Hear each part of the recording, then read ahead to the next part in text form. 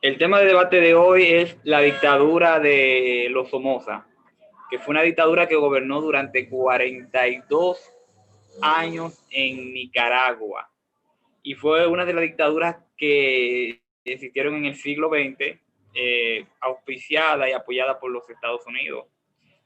Esta dictadura gobernó desde el año 1937 hasta el año 1979. Y si nos ponemos a analizar esta dictadura, no tiene mucha diferencia con las demás dictaduras de Latinoamérica, principalmente con la de, si la ponemos en contraparte con la que nosotros tuvimos que vivir, que fue la dictadura de Rafael Leónidas Trujillo Molina. Prácticamente venían bajo la misma ideología anticomunista, utilizaban el ejército para mantenerse en el poder como órgano opresor del pueblo y ladrones. Si alguien más podría dar una opinión sobre qué conoce de la dictadura de los Somoza, lo escuchamos. Una de las particularidades, como usted decía, de la dictadura de Somoza es que casi se parecía a la del dictador Rafael Leónidas Trujillo. Lo único que la diferenciaba era que Rafael Leónidas Trujillo no defendía los intereses de Estados Unidos, sino los propios de nuestro país. La de Somoza era diferente porque defendía únicamente los intereses de Estados Unidos. Así mismo es. Y mira que analizando la dictadura de Somoza, había una palabra que le llamaban pitiyanquis, que eran como esas personas que tienen como ese aprecio hacia la cultura norteamericana, y los Somoza se aplicaba mucho esta palabra de usar del pitiyanqui, porque aunque eran nicaragüenses, ellos llevaban como una forma de vida más parecida a la norteamericana que a la misma cultura, la misma que ellos tenían en su cultura. Y bueno, agregando el contenido, sabemos que esta dictadura comienza primero con el padre, que fue Anastasio Somoza García, el cual le llamaban Tacho. Pero luego que Anastasio Somoza García fallece, que lo vamos a debatir un poco más para adelante, entonces asumen el poder dos de sus hijos. Primero lo toma el Luis Somoza de Baile, el cual no duró mucho tiempo en el poder, creo que apenas unos 8 años. Y luego, por último, el más famoso de los Somoza, que fue Tachito, Anastasio Somoza de Baile. Perdón, Luis Somoza era el segundo, y luego el último, que tenía prácticamente el mismo nombre del padre, lo único que lo diferenciaba al final el apellido, Anastasio Somoza de Baile, el cual gobernó Nicaragua por un periodo de 12 años.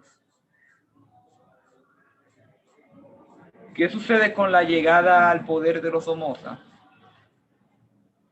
En Nicaragua se había dado una lucha armada en contra del imperialismo yanqui, que recuerden que en ese entonces, con eso de la doctrina Monroe y todo eso, los Estados Unidos querían buscar como una expansión y tener un control hegemónico en todo el continente americano.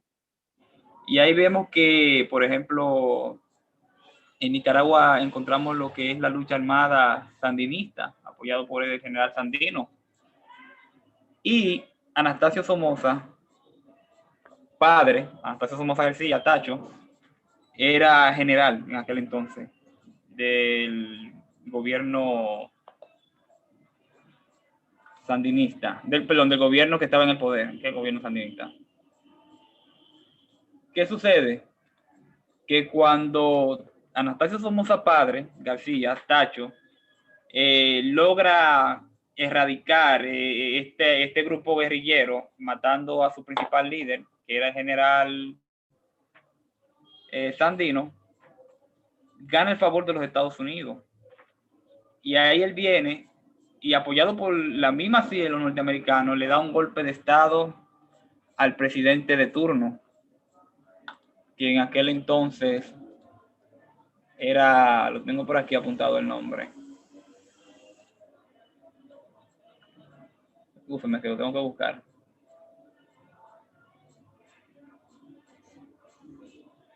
Era Juan Bautista Sacasa. Cuando le da el golpe de Estado, entonces entra Guillermo Sevilla, pero como presidente interino. Y luego entra Carlos Alberto Brenes. Pero estos presidentes que gobernaron antecediendo a Anastasio Somoza era como para prepararle el terreno a lo que fue la dictadura. Ahí que yo digo que se parecía mucho a lo que fue el caso de nosotros aquí en la República Dominicana, donde vemos que Rafael Estrella toma el poder antecediendo a Trujillo, pero luego Trujillo toma el poder. Si alguien más tiene alguna opinión sobre la dictadura de los Somoza, lo escuchamos. Esto no es una charla, esto no es una clase magistral, esto es un debate abierto.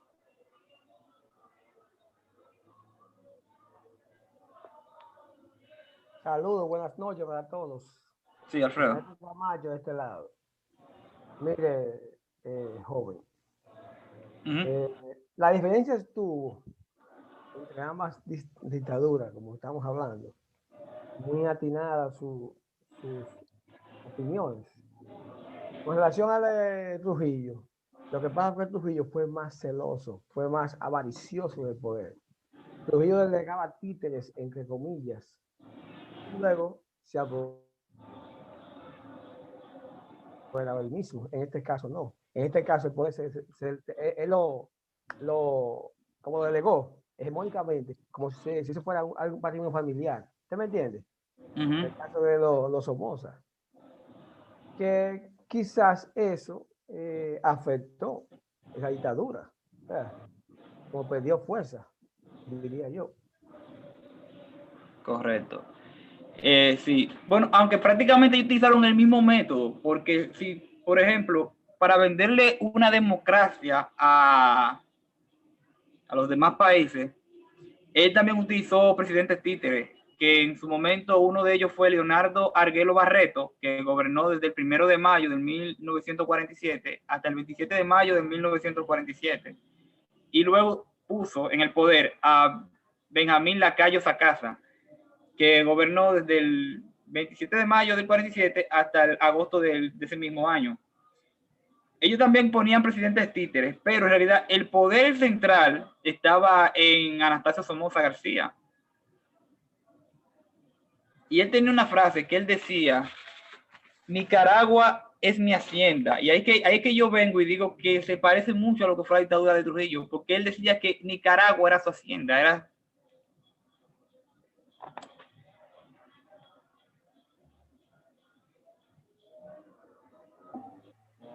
Laura, ¿qué tal? Acaba de entrar Laura. Buenas noches a todos. Está muy bien. Estamos debatiendo sobre la dictadura de los Somoza y estábamos hablando del... Acuérdate que la semana pasada analizamos la dictadura de nosotros, que fue la dictadura de Rafael Leónidas Trujillo Molina. Y estamos buscando como las comparaciones de entre una dictadura y la otra. Aparte de que las dos dictaduras prácticamente estuvieron en el mismo periodo de tiempo, también venía siendo como de la misma estirpe, la misma forma de actuar. Y creo que cuando analizamos una dictadura, vemos que también tiene mucho parentesco con la otra.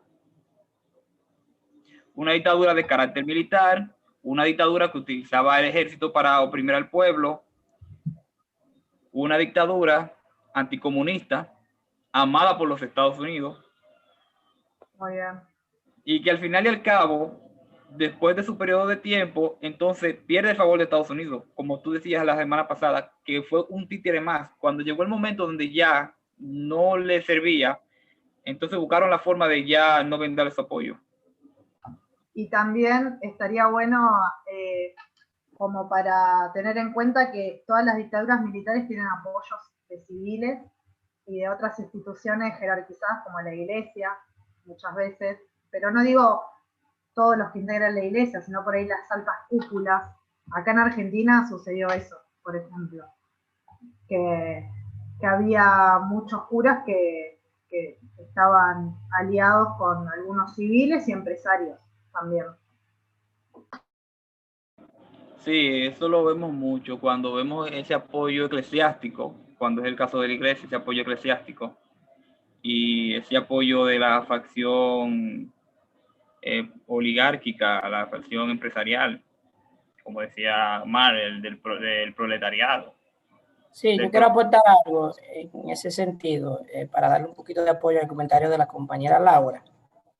Y es que cuando surge el terremoto en Nicaragua, que ahí fue que se creó el acto más grande de corrupción en Nicaragua y deja descubierto la corrupción que tenía el gobierno de Somoza.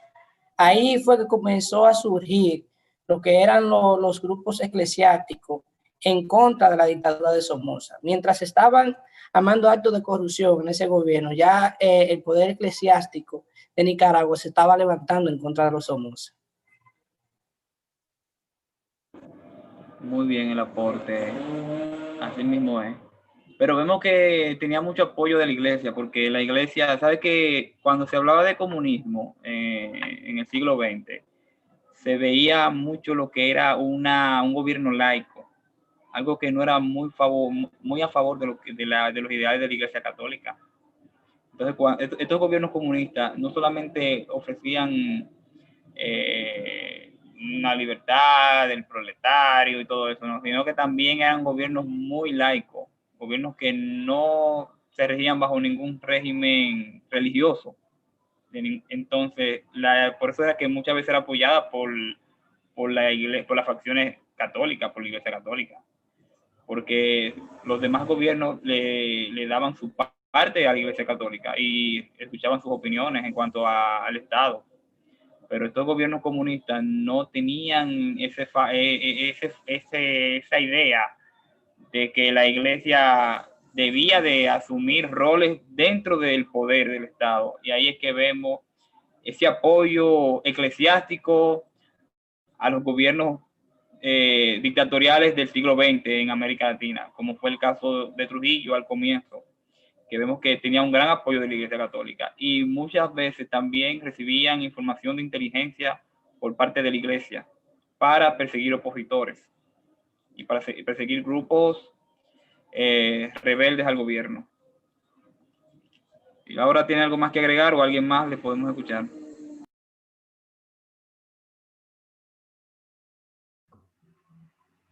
¿Dijo Laura? Sí, Laura.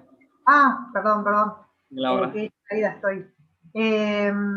No, que también no nos olvidemos, bueno, la dictadura de los Somoza, yo no profundicé demasiado, así que por eso me interesaba estar acá.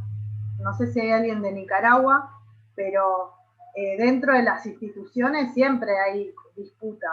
Y recuerden que hubo un movimiento de sacerdotes por el tercer mundo, que son, digamos, que se deslindan de las cúpulas eclesiásticas y están a favor de las luchas de los que van a ser perseguidos en las dictaduras, que justamente son los obreros, en mayor parte los que sean los sindicalistas.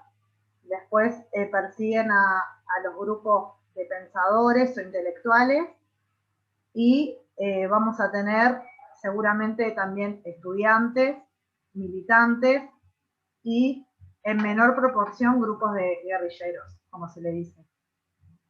Al menos acá en Argentina, la estadística de la gente desaparecida en la dictadura es así. E intuyo que en las dictaduras de otros países latinoamericanos sucedió lo mismo. Se persigue a ciertos sectores.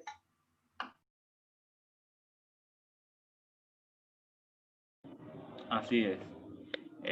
Vamos entonces a entrar al debate. Déjame agregar lo que fue el gobierno de Anastasio Somoza Padre, para luego de una vez continuar con los demás. Como dije, no tenía mucha diferencia de los demás gobiernos. Ellos lograron acumular una fortuna, la familia Somoza, de unos $1.000 millones en esa época. Estamos hablando del año 1970, 1960. Para que tú veas con qué tan esbirros fueron ellos y cómo abusaron del pueblo nicaragüense. Prácticamente lo oprimieron. Y creo que una de las miserias que tiene el pueblo nicaragüense de ahora, contemporáneo, de ahora viene desde la dictadura de los Somoza, que exprimieron el país completamente. Anastasio Somoza Padre, al momento de fallecer, él se encontraba en la ciudad de León, en una fiesta del partido. Y cuando él estaba en esa fiesta del partido, él acaba de bailar un disco, que yo lo tenía por aquí, que era Caballo, un mambo de Pérez Prado, que era Caballo Negro, que es este, que decía, caballo negro, tiene la cola, caballo, caballo, tiene la cola. Cuando este dictador terminó de bailar este disco, que se sienta, dice que se acercó un poeta llamado Rigoberto López Pérez y con un revólver calibre 38 milímetros le propinó 5 disparos, de los cuales pudo acertar 4 de estos. Al momento que el dictador cae por los disparos, ahí mismo los guardaespaldas de Anastasio Somoza García con pistolas Magnum 9 milímetros y con ametralladoras mataron a Rigoberto López Pérez.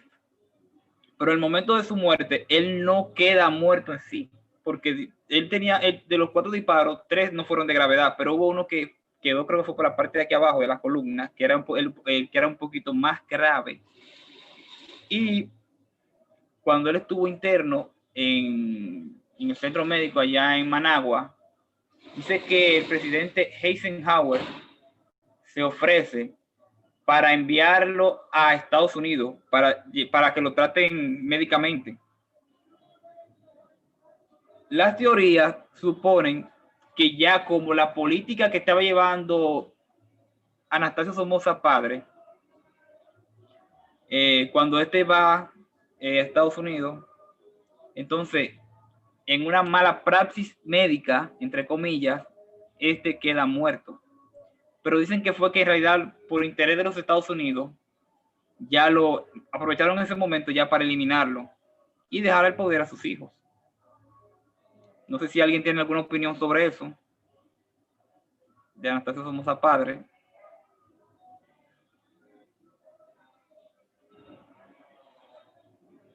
Bueno, tan muro. Déjame continuar.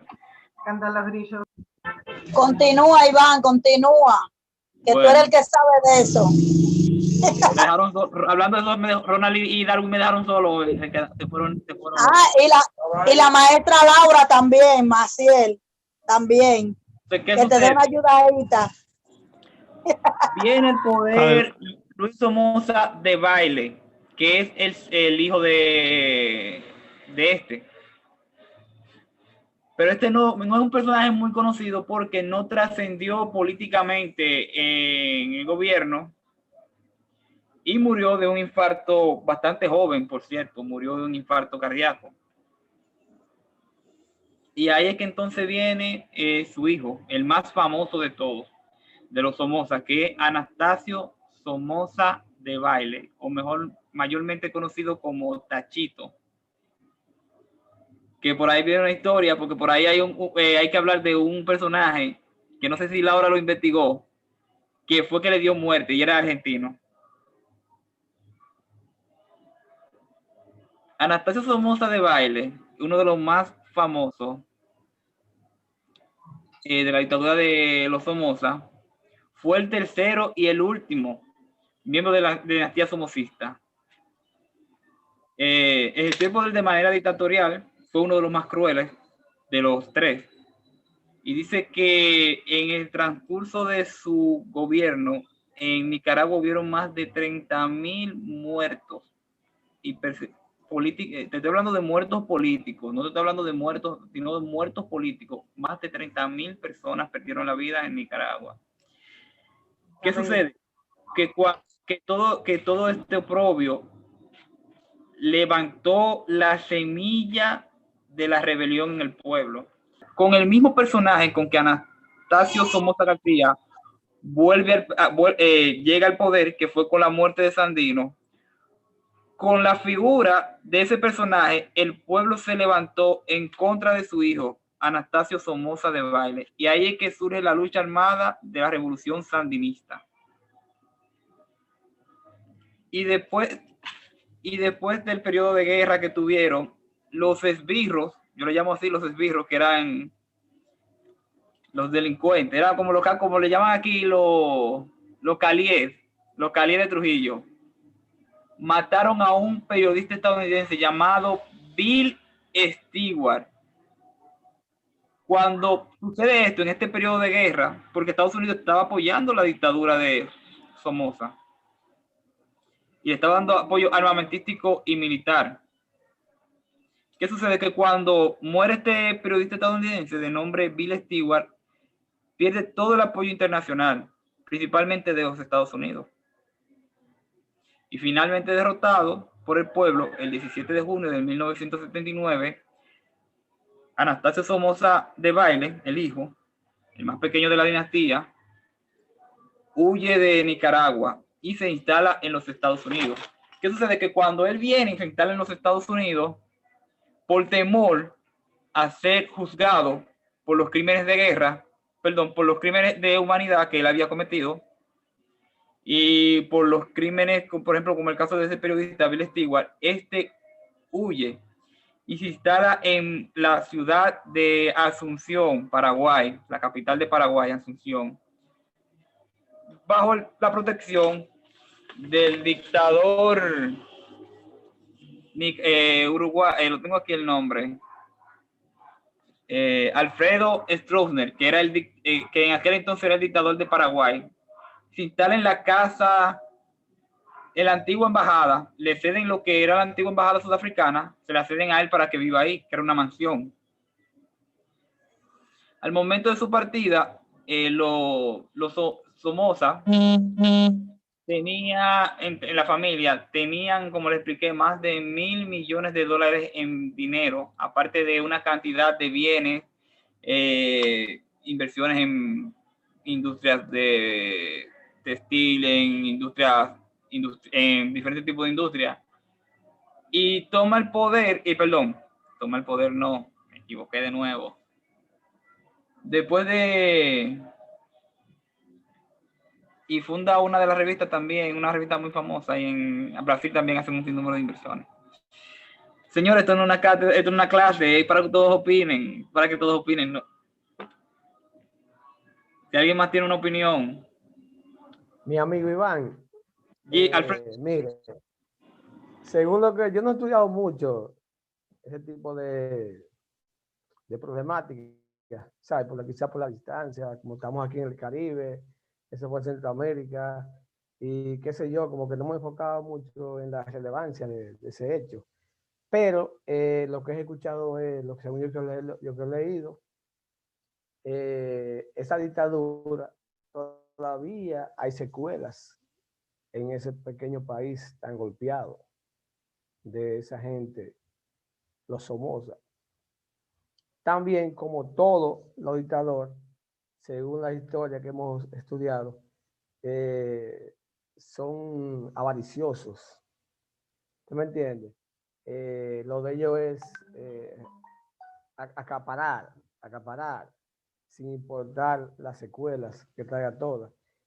Y como usted dice, luego de la aparición del hijo, entonces llega Daniel Ortega, empieza una especie de movimiento antisomocista, por ejemplo, vamos a decir. Entonces, hasta el día de hoy, se mantiene todavía activo Ortega en ese país. Ante una especie de como una burocracia, algo así, un gobierno autoritario, medio problemático, entre comillas, no tan abierto, no tan democrático, según lo que hemos visto, lo que hemos estudiado. Y nada, un pequeño aporte ahí. Claro, gracias, te escuchamos. Sí, vemos, bueno, sí, pero bueno, Daniel Ortega, que actualmente, por cierto, es el presidente de Nicaragua, está en el poder. Él en aquel entonces luchó como guerrillero en contra de este gobierno, de los Somoza. Sabe que los Somoza tenían una particularidad, que era un gobierno de derecha, donde las clases sociales estaban muy marcadas. donde era muy elitista en el sentido de que el que es rico, un grupo rico, rico, y la gran mayoría de la población totalmente pobre, campesina, y eran explotados por esto. Mayormente llamado, sabe que la industria antes y los servicios de economía eran la tierra. Entonces había un grupo que era rico terrateniente y otro era un campesino explotado. Y vemos que ese grupo de revolución sandinista surge buscando sería la palabra como reinsertarse, buscar como la vaina que es más revolucionaria que yo en esos términos, Laura, que sabe más de esos términos, de cuando el pueblo toma el poder y asume su importancia dentro del Estado. Entonces ahí vemos que ese grupo revolucionario, Frente de Liberación Nacional, sandinista, se levanta en contra de los Somoza y actualmente están en el poder de Nicaragua. Aunque prácticamente para mí es lo mismo, porque en realidad en Nicaragua no hay prácticamente libertades, porque esto es un gobierno de izquierda, muy parecido a lo que es el gobierno de Cuba. Mira, Iván, ahí iba. Se ha divorciado de lo que era la ideología, de los inicios. Ortega ha demostrado que se ha contrapuesto con lo que fue este movimiento que inició en aquel entonces. Y lo vemos hoy en día en Nicaragua. Claro, lo que te digo, porque Sí, en realidad, mientras no están en el poder, crean una figura populista de que van a luchar a favor del pueblo, van a brindar más oportunidades para la clase baja, para la clase oprimida, izquierda o derecha o de centro o lo que sea, políticamente, socialdemocracia, socialismo, comunismo. Al final y al cabo, cuando llegan al poder es todo lo mismo. Es prácticamente lo mismo. Siempre dividen a la sociedad en niveles sociales. El poder, el dinero, lo acumula una pequeña cantidad, una pequeña parte, y la gran mayoría de la población queda en la parte de abajo. No importa. Iván, para darle un poquito de apoyo a lo que dice el profesor Alfredo, incluso Daniel Ortega es considerado como uno de los héroes contra la lucha que derrocó a Anastasio Somoza. Pero incluso hoy en día se dice en Nicaragua que el héroe de la insurrección se convirtió en dictador. O sea, es tanta la secuela de la dictadura de Somoza que, como bien tú dices, ellos crean ideales liberales, pero al fin y al cabo siguen siendo lo mismo. Por eso es que el profe Camacho dice que todavía quedan secuelas de la dictadura de Somoza, y es porque Daniel Ortega así lo ha expresado, o sea, así lo hace sentir ante el pueblo nicaragüense.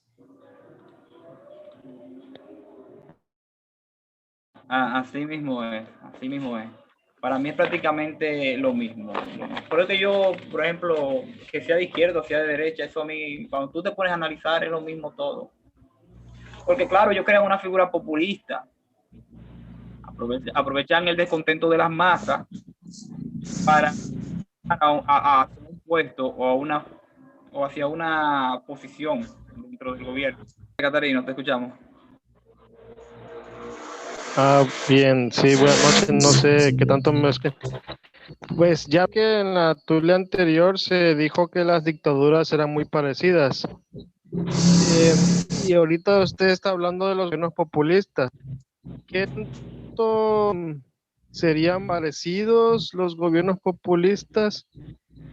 No me quisiera escuchar de derecha, ¿no? Pero en este análisis, pues, veríamos que se parecen en el discurso, aunque también hay gobiernos más parecidos unos con otros.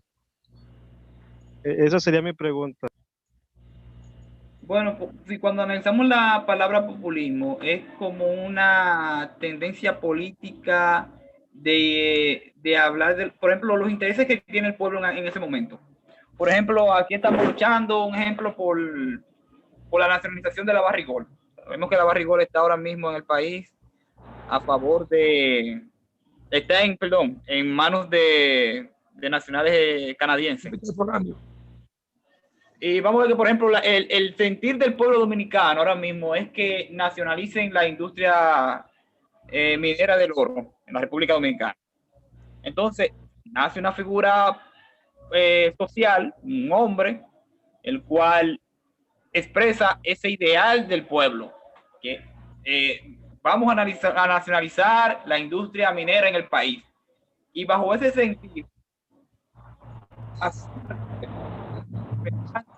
la figura representando los deseos del pueblo. Y eso para mí es un gobierno populista.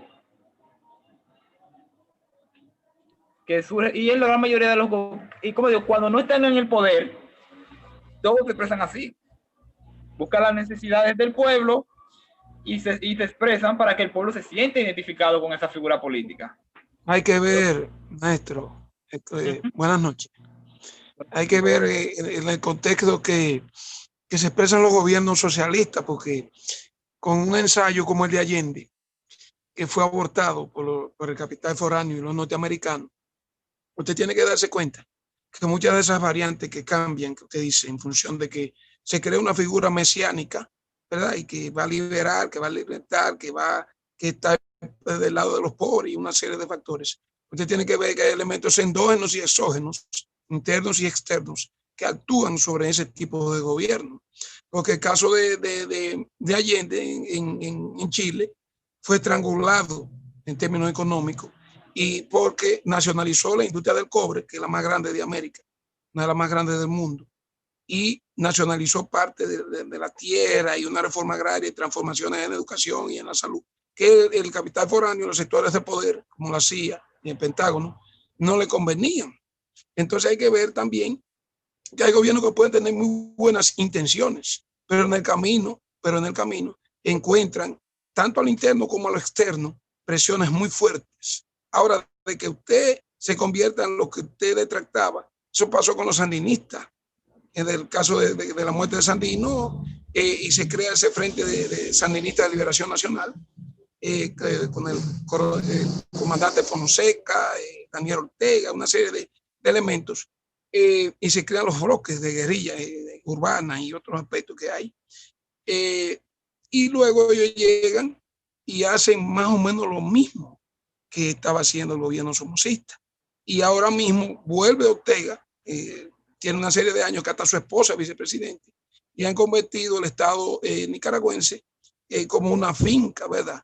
Muy parecido, como usted dice, a un gobierno cualquiera, de centro izquierda, de derecha, cualquierizado el esquema de lo que la visión que tenían en términos de lo que era el socialismo y lo que era un gobierno del pueblo, para el pueblo y por el pueblo, como dijo Lincoln, y se desconectan. Pero hay que ver que hay factores que inciden muchas veces en el descalabro de los gobiernos. Venezuela ha soportado, hay corrupción, hay de todo, pero ha soportado 20 y pico de años.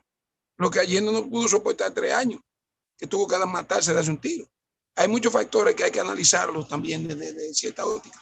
Y entiendo lo que dice Frías, el Peguero Frías, es sobre lo que los gobiernos se convierten, siguen la misma línea, pero es que nada nace solo, dijo Sócrates, que siempre hay algo que lo conlleva por la mejor intención, como la tuvo en Panamá, que nacionalizó el canal, el general, no recuerdo el nombre ahora, al igual que Jaime Rondos, y ese general, que no recuerdo el nombre ahora, Toribio, que murieron en el aire. Omar Torrijos. Omar Torrijos. Comandante Omar Torrijos. Era un nacionalista, pro-nacionalista. Estoy haciendo un símil con algunas naciones, que en ellos centroamericanos, un desprendimiento de Colombia. Panamá es un desprendimiento de Colombia, porque Woodrow Wilson, por intereses del canal, lo llevó ahí. Entonces, lo matan en el aire, y a Jaime Roldos también, en la CIA, porque eran gente que no, usted se va a entender y ve lo que es sicario financiera para terminar. Cuando te ponen la regla a ellos y tú no la cumples, te estrangulan la economía y hay el poder popular de las masas te apoya, siguen y luego o te matan, una de las 3 variables, o te derrocan o te matan. Era anteriormente más que se daba, ahora hay otras técnicas, otros modelos. Buenas noches, Manuel Rosario, República Dominicana, San Víctor Moca. Bueno, el analizar exactamente lo que es el proceso de dictadura de los Somoza en Nicaragua tiene que verse precisamente en la carrera que el imperialismo norteamericano trazó en esa época. La ruta completa de América del Sur, Centroamérica y el Caribe con respecto a las diferentes dictaduras, precisamente para tener el control de lo que es el territorio y el control de las riquezas exactamente para los norteamericanos, aplicando la máxima de América para los americanos. En ese contexto,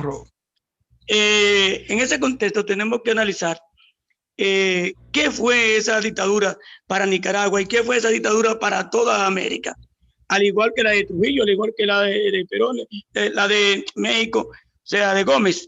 O sea, si nosotros observamos lo que significó eso para el pueblo, para cada uno de esos pueblos, y nosotros en la República Dominicana y cada uno que conoció lo que fue la dictadura, tenemos que ver que precisamente un movimiento que se atreva a enfrentar, a luchar en contra de esa dictadura, tenía que ser en base a lo que los sandinistas establecieron. ¿Qué es lo que pasa con los sandinistas? Y es lo que no se ha querido entender. No es que sean populistas, es que dentro de las fuerzas del sandinismo, del FSLN, estaban los comunistas, estaban los demócratas y estaban los socialdemócratas, todos juntos.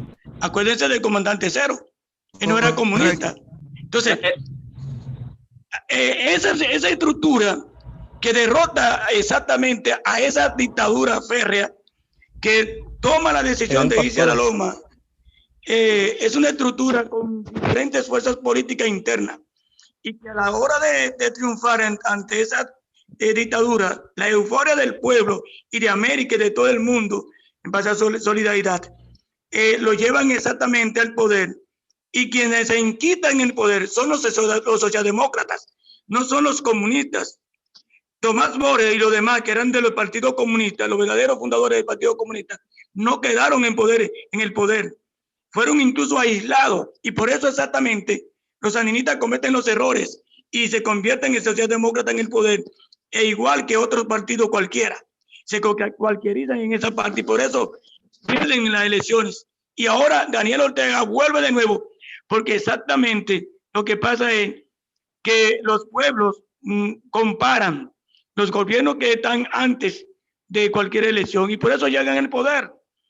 Pero eso el FSLN no pudo tener exactamente los representantes verdaderos del comunismo, como es el fundador de Carlos Fonseca y demás, que fueron muriendo en el proceso. Y entonces los socialdemócratas, por su heroísmo, se quedan en el poder, con el control del poder. Y por eso precisamente se da la desviación ideológica que lo lleva a fracasar. Y hoy están en el poder por su política populista, porque lograron convencer al pueblo de nuevo de un cambio, ante la crisis y se estaba pasando en el poder, en el gobierno, llega al poder. Y eso mismo sucede aquí con Trujillo, sucede en México, en los demás pueblos que vieron que hubo dictadura. Quienes lo reemplazan, fueron los socialdemócratas que lucharon en contra de la dictadura, pero que no lucharon por un cambio de sistema, por principios marxistas, o porque desconocían el marxismo, o porque no tenían ideología comunista, y por eso se convierten en socialdemócratas lo que aspiraban a ser comunistas. Como hoy en día en República Dominicana, podríamos establecer que la izquierda ha pasado, porque no fueron izquierdas de principistas, sino izquierdas coyunturalistas, al igual que otros partidos en América Latina. Muchísimas gracias. Todo lo que remarcó Manuel, porque uno tiene que pensar que los que están en el gobierno llegan como bloques, tienen que hacer alianzas. Y también pensamos que estamos viviendo en una lógica capitalista. Entonces siempre se van a tratar de infiltrar en los grupos, ¿no? Todas estas ideas y sabemos que en el capitalismo a las personas se las puede comprar con dinero o con puestos, ¿no es cierto? Entonces lo que dice Manuel es real. En todos los gobiernos pasa, cuando tiene que llegar un grupo de poder, por ahí vienen como un frente. Y el frente de izquierda, que es tan combativo, se tuvo que asociar, como dijo Manuel, a sociales demócratas, que son más institucionalistas, Y bueno, es difícil porque el imperialismo actúa con las redes sociales, con los medios de comunicación, y cómo batallás contra ellos. Si constantemente emiten la información como el sentido común y son formadores de opinión. Y esto de decir al populismo como algo negativo tiene que ver con una incidencia del imperialismo a través de las redes sociales. La palabra populismo muchas veces se lo traduce como algo negativo. ¿Qué tiene de negativo favorecer a las mayorías? Que son los que producen la riqueza, en realidad. No es que los empresarios son ricos porque son inteligentes y trabajadores, y fueron ahorrando y por eso son lo que son, sino porque han saqueado, han expoliado, ¿no es cierto? Y en realidad ellos tendrían que ser los agradecidos con las mayorías, pues son enriquecidos en base a la explotación sobre esto. Así que el sandinismo, por ejemplo, más allá de que se lo trate como populista, ¿no? Con una tendencia negativa, no tiene nada de negativo que haya hecho una campaña de alfabetización, por ejemplo, porque eso es dar un carácter de igualdad. No es solamente enseñar a leer y a escribir, sino con la lógica de Paulo Freire.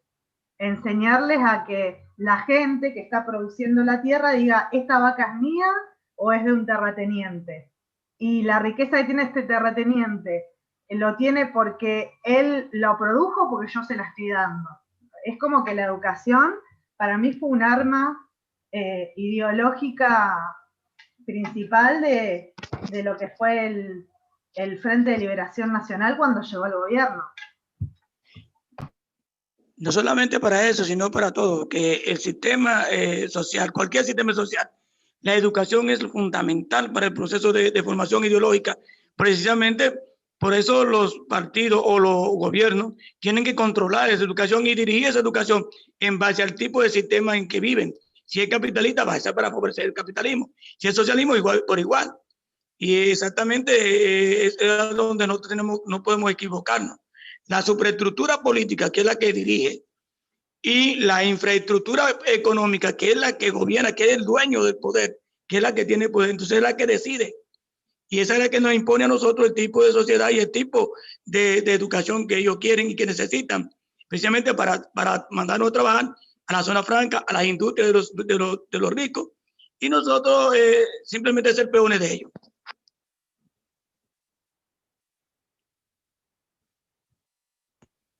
Sí, bueno, aquí también habría que ver como que habría que comentar también cuando estos gobiernos entran con la bandera del socialismo, pero luego se enquistan en el poder y aplican el nepotismo y luego se convierte en un capitalismo de Estado.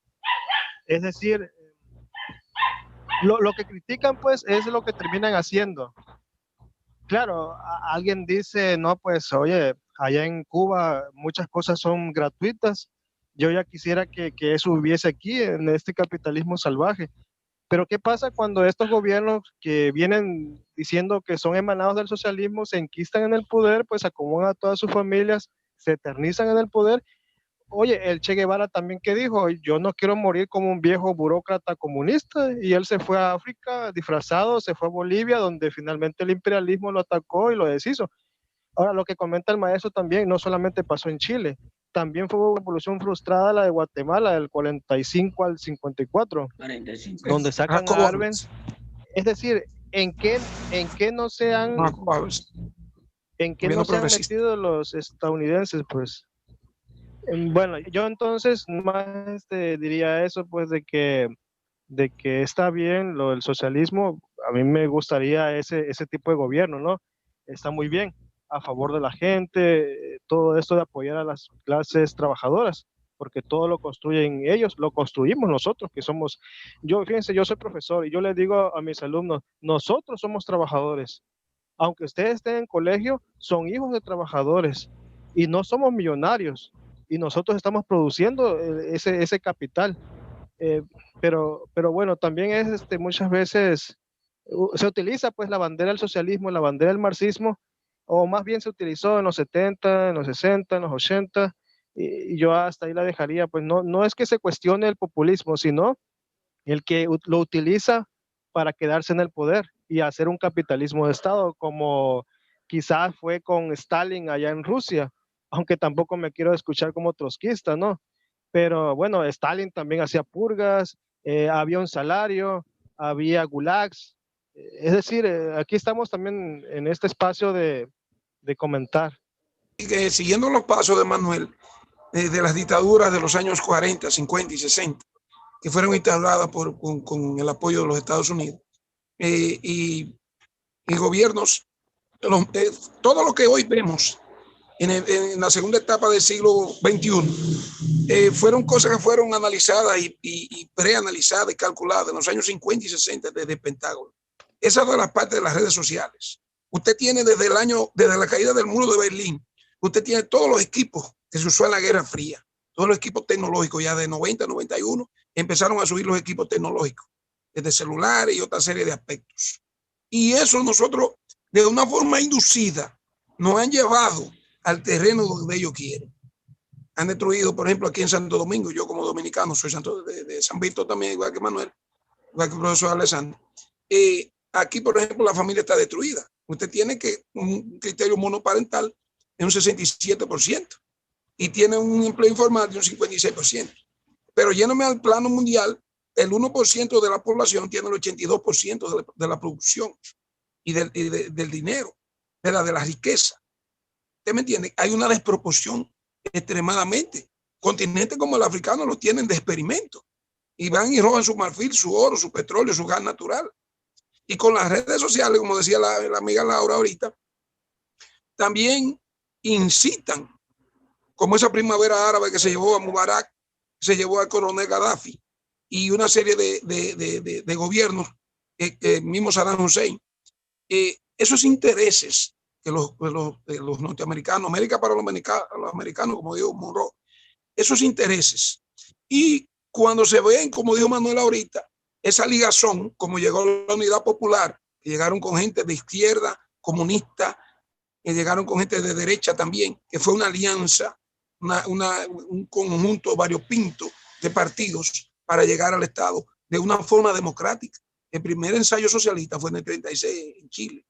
Y el primer gobierno socialista de una forma democrática, vuelvo y repito, fue Salvador Allende, que fue estrangulado porque los intereses norteamericanos, como la Anaconda Trading Company y una serie de multinacionales, como dijo el compañero ahorita que habló de ese gobierno progresista de Jacobo Arbenz en Guatemala, fue eliminado, ¿verdad? Y muchos de los gobiernos progresistas, como el mismo Juan Bosch en Santo Domingo, todos los gobiernos progresistas y de avanzada fueron derrocados.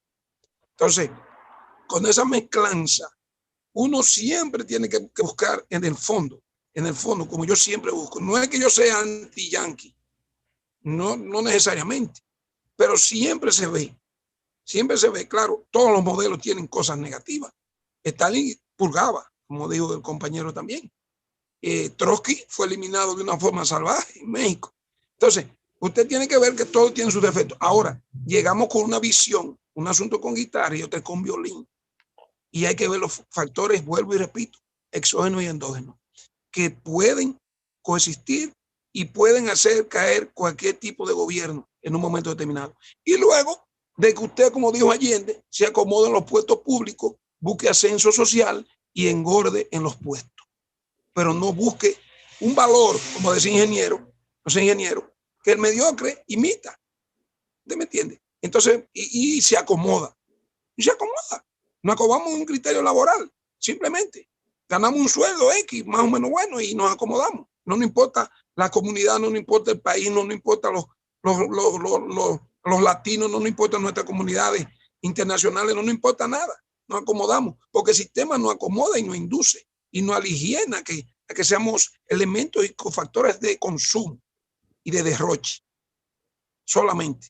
Entonces, desde ahí usted ve esa perspectiva del sandinismo, cómo llegó, dice Manuel, con esa mezcla, y quiénes fueron quienes realmente, porque decía vos que lo que no se ve es mucho más importante que lo que se ve, Entonces, ¿quiénes fueron realmente que quedaron con el poder cuando esa revolución llegó triunfante en el año 1979, mientras se realizaba la revolución islámica entre Irak e Irán? En ese entonces, que los yanquis apoyaban a Irak y a Saddam Hussein, que luego lo eliminaron buscando la parte del petróleo y los intereses, como siempre. ¿Me entiende? Entonces hay que ver lo que no se ve, buscar y hacerse preguntas, como decía Sócrates, el porqué de las cosas, porque nada nace solo. Hay que rascar donde no pica. Así es. Bueno, agregando algo, sí, vemos que cómo influye en la población el poder mediático, que es ese uso de los medios de comunicación, la radio, la televisión, para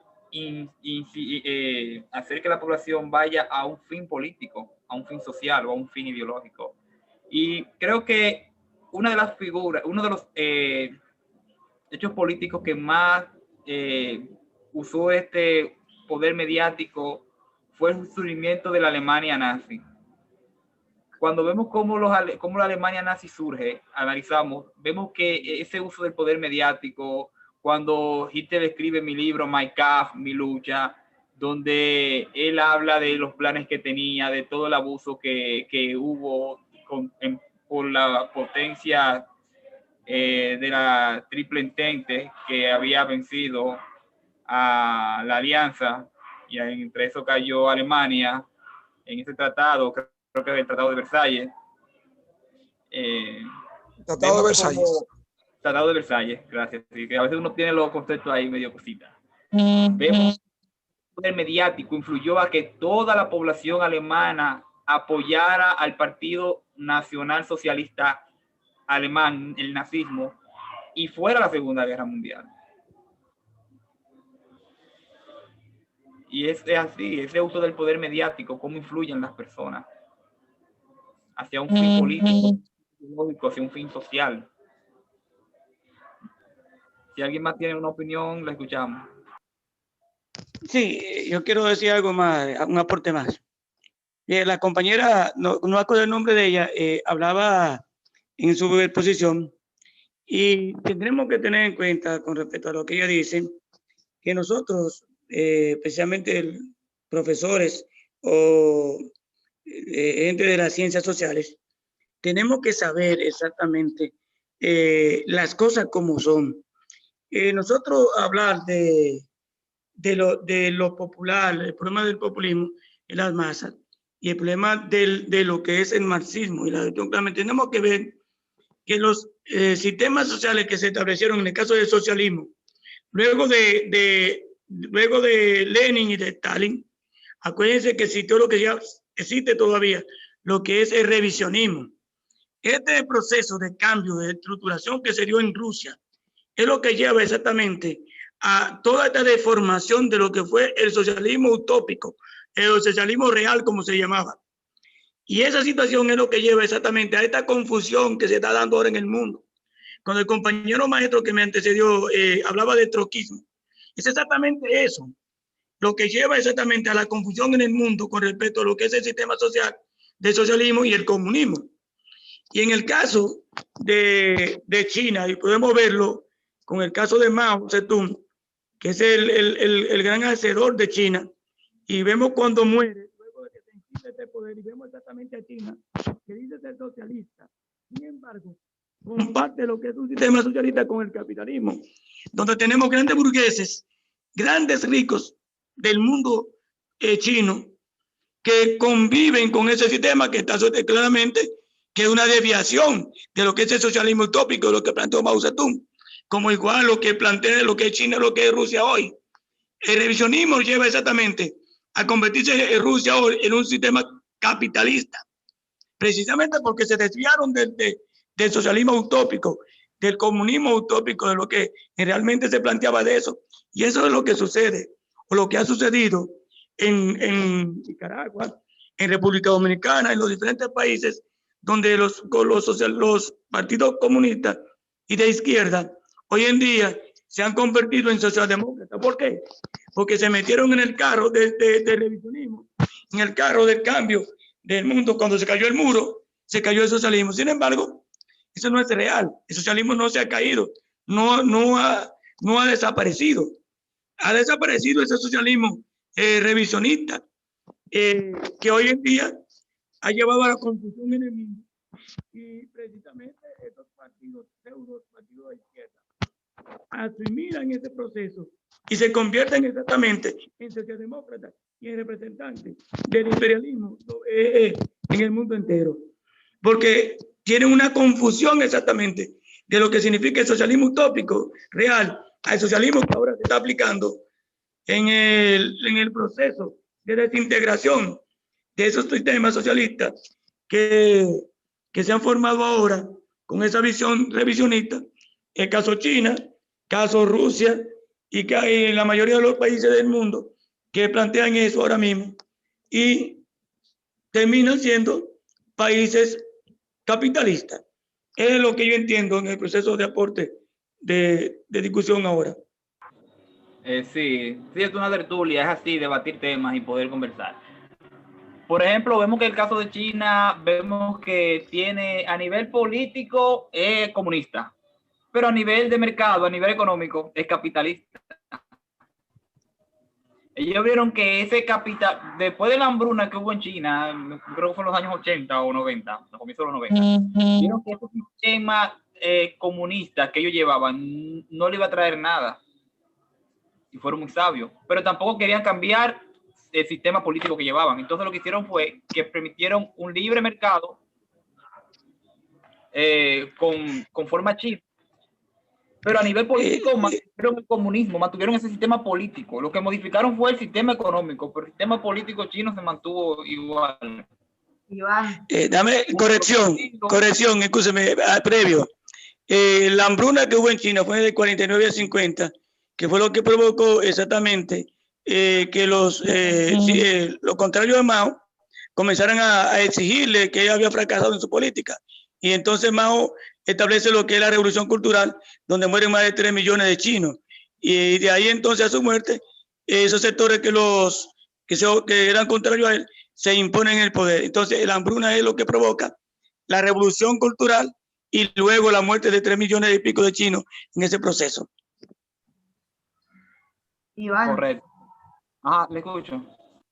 Estaría bueno proponer para una futura tertulia esto del marxismo, porque es un sistema ideológico que da herramientas para el análisis y cómo impacta en las diferentes realidades de Latinoamérica, porque el marxismo no deja de ser una herramienta ideológica eurocentrista o analizado desde Europa, más allá de que Marx va a hablar de las colonias, pero creo que el marxismo como sistema de análisis tendríamos que tratarlo en una tertulia posterior, porque por ahí lo que dice un compañero lo dice desde su realidad local, y yo por ahí desde Argentina hay otros debates sobre el marxismo, porque piensen que Marx era bastante teleológico, como diciendo tiene que ocurrir esto para que pase esto otro, como etapismos, y me parece que está bueno, se ve que se desencadenó, nos fuimos por las ramas un poquito, pero creo que es interesante analizar el marxismo desde Latinoamérica,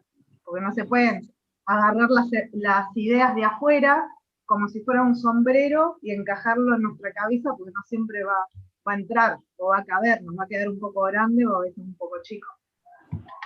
Bueno, yo creo que lo voy a proponer, sí, lo voy a proponer para la semana que viene, porque vemos que comenzamos con la dictadura de los Somoza, pero entonces damos lo que es el Frente Sandinista, y del Frente Sandinista entonces analizando lo que perseguían políticamente, vemos que es un movimiento de izquierda, y ahí mismo entramos lo que fue analizar todos estos temas políticos, y por eso es bonito cuando tú analizas la historia, porque es que una cosa te lleva a la otra, es un engranaje que hay entre todos, tanto a nivel histórico, porque cuando tú estás analizando un hecho histórico, entonces empiezas a analizar también de manera sociológica cómo pensaban las personas en ese momento.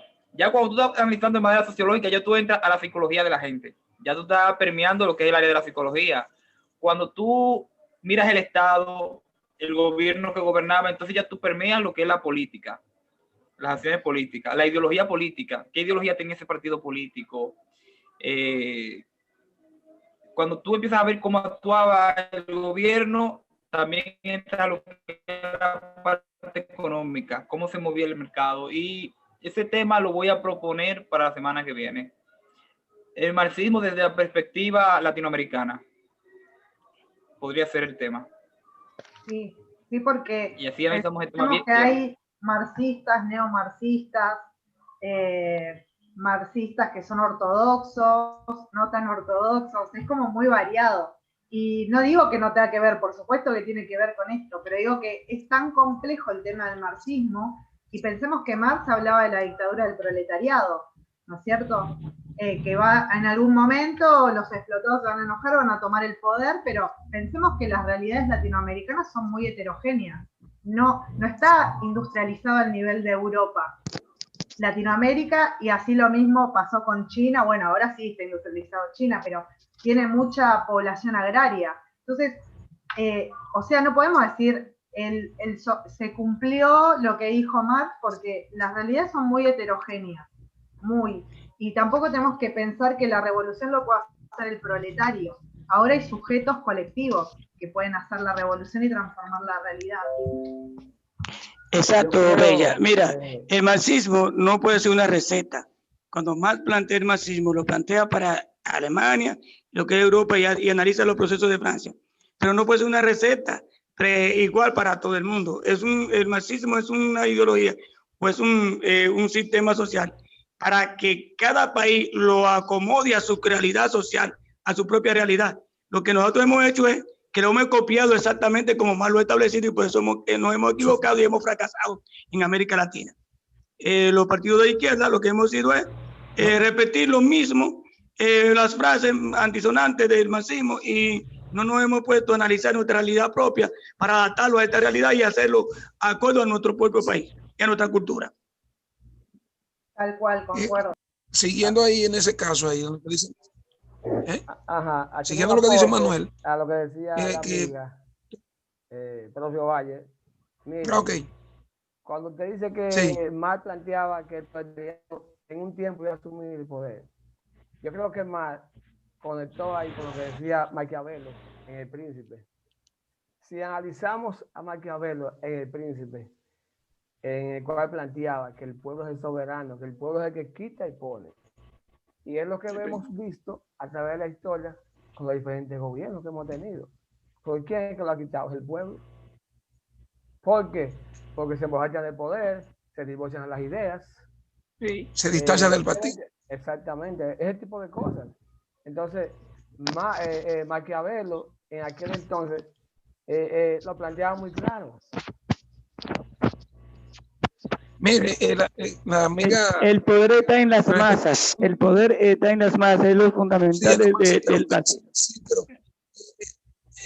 mi amiga Laura quizás sabe la frase del coronel Juan Domingo Perón, que dijo que cuando las situaciones son normales, las élites dominan, pero cuando son anormales, la dominan las masas. Entonces, volviendo y secundando en la parte del marxismo, no puede ser una receta, como se decía, sino que debemos adoptarlo a los criterios sociales, económicos, culturales y de modos vivendis, de modos operandi de cada país. Porque no puede ser que usted pueda tener un contrapeso entre un país primermundista, con una visión de Estado de siglos, como Alemania, Francia, otros países, a un país tercermundista, bananeros, como son los nuestros, la gran mayoría de los centroamericanos y los caribeños, ornamentalistas y bananeros, porque no hemos desarrollado, porque no han impuesto recetas y no hemos desarrollado lo que es la idea, investigación y desarrollo, y no nos interesa, y no le interesa a las élites y a los poderes fácticos que los pueblos se eduquen y que critiquen y que se autoanalicen y que sean cooperativistas y que conserven su medio ambiente y que las instituciones funcionen. A ellos no les interesa eso, a ellos les interesa el caos, porque dentro del caos hay un orden y ese orden le beneficia a ellos. Para hablar en términos físicos también.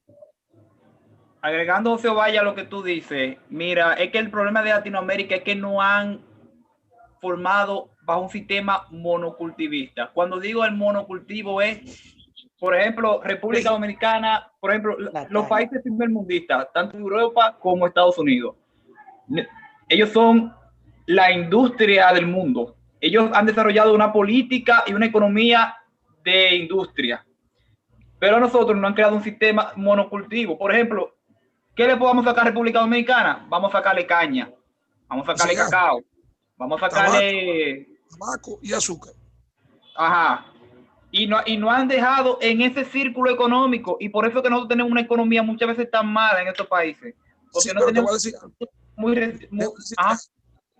eso del tabaco, el café, la caña y el cacao fueron los 4 productos principales de exportación, que tuvimos segundo lugar en exportación de caña. Y luego con los criterios neoliberales se van todo eso a pique y nos cambian el modelo desde comienzos de los 80. Se introduce el modelo neoliberal y nos cambian ese modelo de exportación por el modelo de la industria de zona franca y lo que eran las remesas y el turismo para conseguir las remesas que conseguir las exportaciones. Así que parte de los frutos, ya nosotros importamos azúcar aquí en República Dominicana, de ser el segundo productor de azúcar de América, aquí se importa azúcar de Brasil y de otros países, ¿me entiendes? Luego de reformas agrarias como la que hizo Balaguer en los años 70, aunque fuera entre comillas, aquí se ha vuelto la parte de lo que son los latifundios, los terratenientes, porque se han hecho dueños de fincas, la parte alta y de zonas, y los que producen el cacao, como los Riseques en Macorís, tienen lo que hay Dumbi, tienen monopolios. Son 2 o 3 familias que te manejan esos cultivos. Central Hermana aquí, Corporation. Esos grupos son los que te manejan esos cultivos. Ya nosotros dependemos más de lo que son las remesas, el turismo y la zona franca. Tú ves que el dominicano, de por sí, no quiere trabajar agricultura. Es la mano de obra haitiana, la cual la utiliza el agricultor dominicano por bajo costo y porque no tiene que pagar seguridad social y una serie de elementos y factores, al igual que los empresarios de la construcción. Entonces, eso arrastró, nos impusieron el modelo neoliberal desde comienzos de los 80, al igual que Chile con los Chicago Boys, que lo impusieron luego de la caída de Allende, que estudiaron en Harvard y lo llevaron a los diferentes países para que nosotros, nuestra industria, las industrias que teníamos de cultivo o con lo que fuera, de trapiche, de lo que tú quieras, de exportar, se transformara en un concepto que ellos pudieran manejar a su antojo. Así que ellos no ponen las reglas y las normas para nosotros producirle ropa, qué sé yo, y algunos otros elementos. Pero nosotros somos directamente manipulados por lo que es el establishment. Nosotros, estos paisitos, estamos cogidos con esa gente. Es lo que ellos digan. Esos poderes fácticos, lo que no se ven, ese multipoder que hay detrás. Olvídate, maneja la economía, nos manejan a su antojo y nos tienen como robots sociales. Así mismo es. Y creo que uno de los continentes que más vivió este sistema, más que de América Latina, fue el caso de África, el reparto colonial de África. Cuando tú te pones a analizar el reparto colonial de África, que por eso es que hay mucho conflicto ahora mismo de guerra en África, y es por esos asuntos económicos, por ese control, por ejemplo, como el caso del diamante, que eso ha destruido completamente al Congo. Y el marfil. Eso ha destruido completamente al Congo y a muchos países de África, esas guerrillas que hay en África, es más por ese control económico. Pero ¿quiénes implementan esto? Los europeos, porque ellos agarraron y vieron en África la materia prima. África, el continente de materia prima, y comenzaron a hacer un reparto colonial de África. Y ahí vino la Segunda Guerra Mundial. Para Francia, la Namibia la cogió Alemania. Del expansionismo de los imperialistas hacia buscar materia prima y tener dominio de materias primas poderosas como diamantes y otros aspectos. Y de ahí vino esa competencia que conllevó, unido al factor idealista, ideal, doctrinario del nazismo. Ahí fue que llegó y explotó esa bomba y creó lo que fue la Segunda Guerra Mundial. La Primera Guerra Mundial destruye, se cae el imperio austrohúngaro, el otomano y el prusiano, se elimina.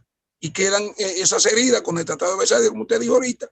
Y luego pasamos por esa cobertura, principalmente de África, del dominio de las materias primas y de otros aspectos. Y esa competencia que existía, se llega a ese choque entre esas naciones, combinada con el criterio doctrinario del nazismo de Hitler. Cabe destacar, profe, que fue por el reparto colonial que las potencias Claro, empezaron claro. a pelear. La competencia vino por ahí. Sí. Y es un continente de experimentos, el experimento hasta científico, que África, donde mueren 28.000 personas de hambre diaria en el mundo, por hambre, 28.000 diarias. Por eso hablé de un 1% que maneja el 82% de la producción y la riqueza a nivel mundial. Eso no puede ser. Lula sacó 32 millones de brasileños de la pobreza extrema. Y los gobiernos, como dijo Manuel ahorita, la gente compara. De Macri en Argentina sale Alberto Fernández de nuevo. Y la semilla del socialismo que se sembró en los 60 y los 70 es lo que se vivió en los 90 y ahora en los 2000, con todos esos jóvenes muertos por la CIA y servicios secretos como la DINA en Chile y el Plan Cóndor de Oro en Sudamérica, eliminando contrarios por ideales y otros conceptos. Entonces, todo eso. Por eso la historia es tan bella, como dijo el compañero ahorita, porque una cosa te va llevando a la otra y son un conjunto de engranajes. Y lo que dijo la joven ahorita del marxismo es un tema muy, muy, muy apasionante que puede tratarse sí, en una próxima ocasión.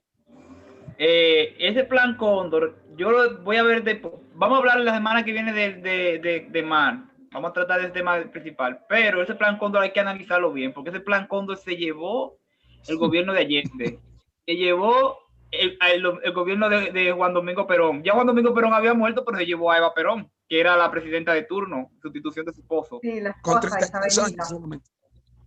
Se llevó, entiendo, los gobiernos democráticos y de izquierda que habían en América del Sur, ese plan Cóndor se lo llevó. ¿Y por qué fue cambiado? Por gobiernos dictatoriales militares, de índole militar. Y es un debate que tenemos que analizarlo. Jorge Videla en Argentina y juntas militares. Pinochet, que fue la más cruenta de todo. Más de 10.000 muertos. La guerra de Malvinas. Y después la guerra de Malvinas. De las Malvinas en el 83.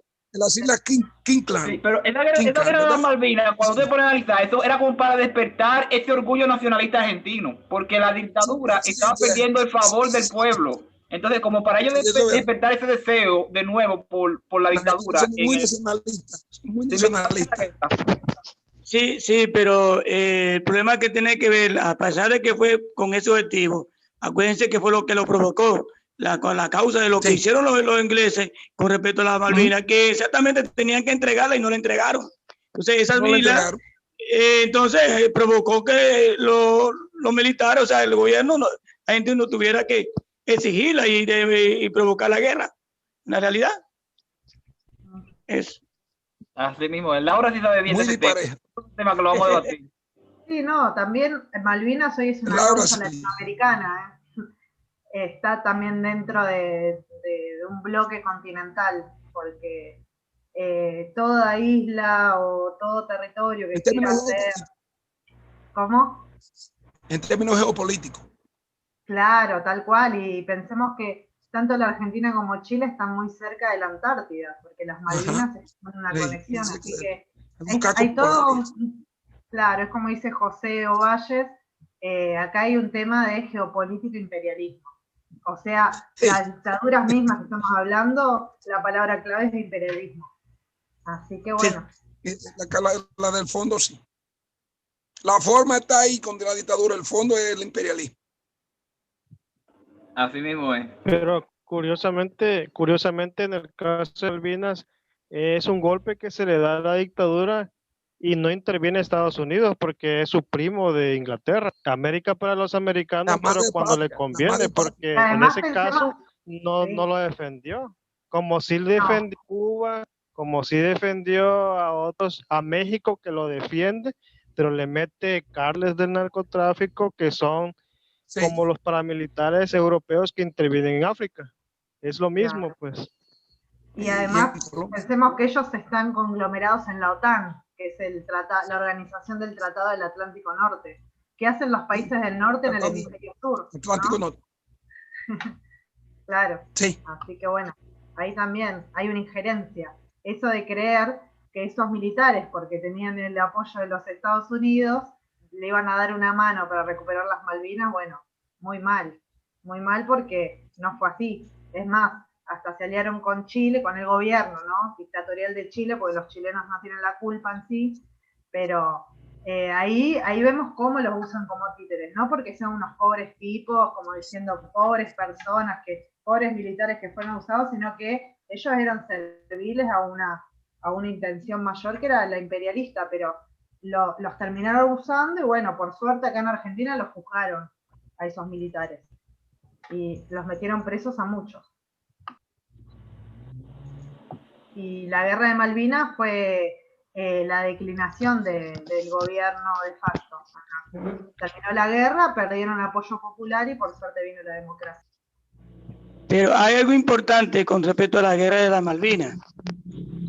Y es que esa guerra se convirtió en una guerra latinoamericana, en la que todos los pueblos de América Latina apoyaron a Argentina y le dieron incluso países aliados de Inglaterra y Estados Unidos le dieron la espalda y se pusieron de enfrente a la defensa de las Malvinas. Y no las Malvinas, sino Argentina como Argentina como pueblo. Porque hay una cosa que nosotros tenemos que entender, y es que la burocracia tienen su tipo de solidaridad, pero los pueblos también somos solidarios con los pueblos. Los pueblos es una estructura muy diferente a lo que son exactamente la burguesía y esa estructura de poder. Y nosotros tenemos que apoyarnos mutuamente, porque eso fue lo que pasó en América con la guerra de la Malvinas. Los pueblos latinoamericanos apoyaron al pueblo de Argentina, no así a la dictadura, sino al pueblo de Argentina. Ahí está. Muy bien, Manuel. Así es. Ya para ir cerrando la tertulia, siempre los encuentros lo hacemos de 1 hora y media a 2 horas. Muchas veces hemos durado 2 horas en los encuentros. Siempre tomamos un tiempecito de unos 15 o 10 minutos para hablar, para presentarnos, cualquier otro aporte que uno quiera dar. Ya es un momento abierto donde uno... Yo estaba buscando un tema aquí que es la visión USA, la visión de Estados Unidos, con lo que ellos planifican a 30 años, todo lo que ellos planificaron para este proceso de 30 años. Pero parece que los virus me lo dañaron y no lo he podido recuperar. Si lo consigo, se lo voy a hacer pasar al chat para que lo estudien, pero si no, ya haré lo posible, pero creo que se me ha dificultado. Y es exactamente una de las posiciones que la compañera hizo con respecto a lo que planifica Estados Unidos hacia el futuro, con la primavera árabe y todas esas cosas, que es importante también nosotros conocerlo. Manuel, escúcheme. Sí. Le voy a recomendar en internet Sicarios Financieros, que se den una chequeadita sobre ese tema, lo que es sicario financiero, para que ustedes vean cómo de qué manera meticulosa se va destronando un gobierno, quizá que tiene, como el de Alberts, por poner un ejemplo, que fue de los más progresistas de la época. Pero estaba United Fruit Company, siempre las multinacionales estuvieron detrás de los golpes. En el único país donde no va a haber un golpe de Estado en Estados Unidos, porque no hay una embajada estadounidense. Es el único país donde los yanquis están. Se puede pasar cualquier cosa. Pero dice, si no le conviene, no le interese, se va quien se vaya, Patricio Lumumba, no sé, Che Guevara, no sé. Pero busque que en todos los golpes de Estado eran cronometrados milimétricamente por los estamentos de poder, los empresarios, iglesias y los norteamericanos, en todos los estamentos, principalmente latinoamericanos, donde se pusieron todas esas dictaduras sangrientas. Suerte a Dios, profe, salimos de este gobierno bélico que tenía Trump y los republicanos. Ya vamos a ver gobierno más. No apueste a eso, Camacho, no apueste a eso. Yo creo que la crítica que los demócratas le hicieron a Trump era que fue blandito y que no asumió lo que tenía que hacer con China, con Rusia y con Venezuela, lo que indica que ellos están planteando que ellos tenían que golpear, ¿entiendes? Y con Irán, eso. Sí, con Irán, exactamente. Los demócratas estaban llamando blandito a Trump. Y esperemos que no sea así, pero vamos a ver.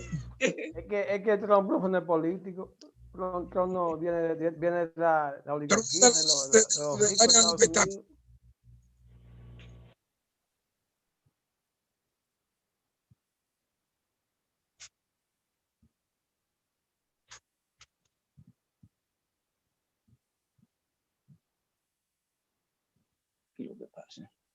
Nos fuimos, pues.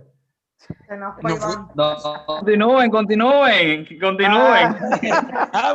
Bro. Como que le ha gustado, ¿eh? Sí, nos dejó solo nosotros. La parte de Sí, lo yo demócrata, quería comentar de que, eso hay que cogerlo con pinza, siguiendo como con dice lo que Manuel. dice el maestro José Valles, otros que también van como punta de lanza, ¿no? Para buscar mejores territorios de los yanquis y los ingleses son los arqueólogos. ¿Quiénes son los que más han hecho estudios en Honduras, en Guatemala, de arqueología? Pues ellos. Pero porque ese es el disfraz. Voy buscando ruinas, pero realmente voy buscando tierras para caucho, de petróleo. Ellos son una avanzada, pues. Y sobre esto de Biden o como se llama y Trump, yo pienso que es la continuación del imperialismo, es devastación, sería la que continúa. Es decir, sea el presidente de Estados Unidos el que sea, el sistema va a ser el mismo. Y esperemos que no sea peor. Algo muy importante que usted ha planteado, compañero, es precisamente con respecto a los arqueólogos y la función que hacen. No todos, porque usted sabe claramente que no todos se prestan a ser miembros de la CIA en este caso. ¿Qué importancia tiene? Que el antropólogo te estudia fundamentalmente la persona, el antropólogo cultural. ¿Y qué pasa cuando los norteamericanos tienen el dominio del tipo de cultura, la forma que tú piensas, cómo tú actúas? Cuando te invaden, ¿qué es lo que ellos hacen? Lo primero es exactamente cambiar tu forma de pensar, tu forma de vestir, tu forma de música. Todo eso porque ya tienen un estudio. Esos antropólogos que son miembros de la CIA ya tienen un estudio por adelantado y ellos saben lo que tienen que hacer. O sea, eso es parte de la visión que tienen los norteamericanos para establecerlo en todos los pueblos, y lo tienen establecido de 30 a 40 años, y ya ellos lo tienen planificado y saben lo que tienen que hacer con toda esa información, porque ustedes saben muy bien que el que maneja la información, el que maneja poder y el que tiene la posibilidad de ganar la guerra. Entonces ellos manejan eso. Es como la droga. De acuerdo con usted. Agregando ahí la droga, ellos trabajan con la droga, son el mayor consumidor de droga del mundo. Y al igual que los ingleses que dejaban el opio donde invadían, ellos dejan la coca y la marihuana donde ellos invaden, porque la droga es un mecanismo de control. Un joven que usa droga no piensa en un puente, no piensa en una escuela, no piensa en su comunidad, no piensa en una iglesia, no piensa en un play, no piensa en un campo de fútbol, piensa en droga. Cuando tiene problemas de abstinencia, sale a matar, sale a robar lo que sea, porque no tiene droga. Y los yanquis implantaron eso. Por ejemplo, aquí nos la dejaron en el 65 en los barrios de la capital, donde había mayor poder adquisitivo, porque eso no se veía. Y en los artistas, pero para que fueran viéndose cómo, y hoy tenemos en este país, en República Dominicana, más de 60,000 puntos de microtráfico de droga, por ejemplo. Y de ahí vienen la cantidad de atracos, de ahí vienen de muertes y de cosas, porque de los jovencitos. Es un mecanismo de control que ellos impusieron los imperios. El opio en China se convirtió en un negocio tan fuerte. No querían sacarlo, el opio de China, que los ingleses lo llevaron. Pero eso se dio la guerra del opio. Claro, por la guerra. Y con ese mismo vicio lo aprovecharon para hacer un control político y económico de China. Claro, no, y de la juventud, y de la juventud pensante. Era lo que se busca. Una juventud revolucionaria no habla de asuntos de droga. Una juventud que es crítica no te va a hablar de droga, porque sabe que es dañino, te va a comer el cerebro, te va a comer todo, te va a convertir en un bagazo, en un parásito. Pero a ellos no les importa eso, esa vaina. Porque ellos son los que más consumen en el mundo. Y agarran a los narcotraficantes 15 o 20 años después, que ellos se dan cuenta con cámara y cosas, que están en operaciones de narcotráfico, para quitarle todo lo que tienen y darle cadena perpetua o negociar para que canten, para que caigan más gente y ellos seguir enriqueciéndose por vía de que miles de jóvenes y miles de familias pierdan sus jóvenes muertos y adictos y se vuelvan parásitos. A ellos no les importa eso. Son daños colaterales, como ellos dicen.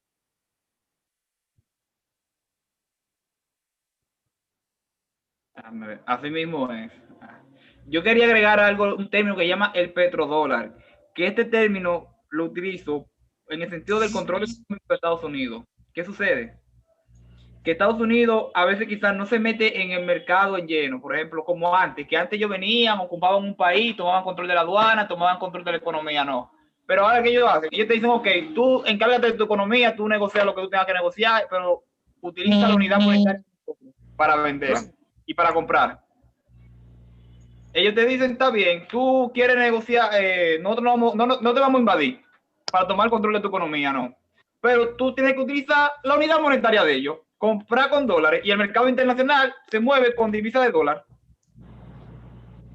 Cambiar el militarismo por la parte económica, por la forma económica de transacciones económicas, bursátiles y otros. No la han cambiado. Ellos están reformulando la situación en base a la crisis del dólar actual.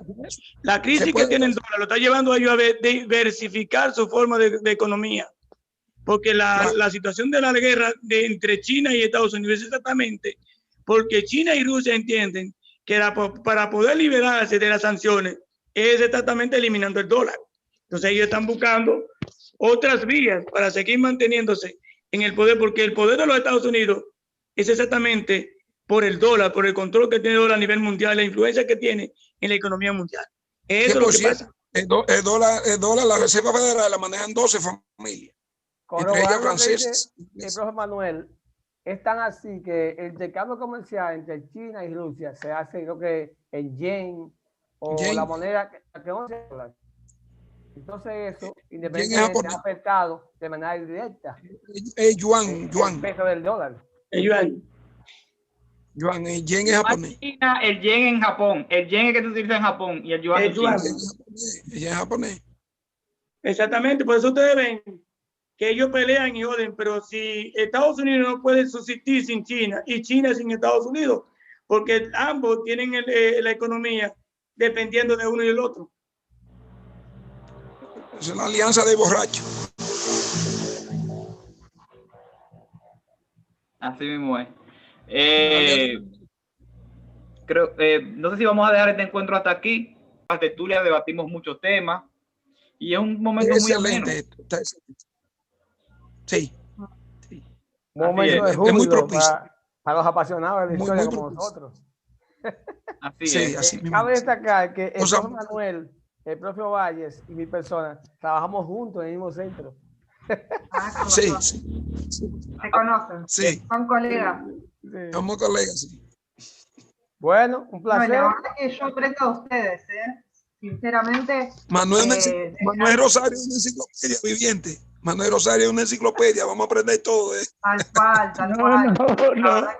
Aquí todos sabemos, no sabemos nada. Estamos aprendiendo de cada uno de nosotros. Y Laura, fue un placer. Gracias. Es humilde, Manuel. Muy versátil. Sí, gracias. Sí, el exceso de humildad también es malo. Harold Tamara se quedó, que es de Colombia. Uno que siempre se conecta, que es de Colombia. Sí. Catarino también hace muy buenas intervenciones, muy buenas. O buenas preguntas. Así que bueno, un gran saludo. Bueno, Iván siempre que es el moderador. Sí. Y bueno, y por suerte tuve el gusto de escucharlos a ustedes porque hacen buenas ponencias. Y bueno, acá estaba leyendo a Mariana Leyes, que es del Joaquín B. González, es un instituto donde yo estudié. No sé si ella es de historia o de geografía, pero también, digamos, me encanta este grupo porque hay voces de toda Latinoamérica. Bueno, digo toda, pero al menos del Caribe, y me encanta nutrirme de la visión que tienen ustedes, así que yo aprendo mucho. Bueno, pasen buenas y nos despedimos por acá. Buenas noches a todos. Hasta luego. Caribe, República Dominicana.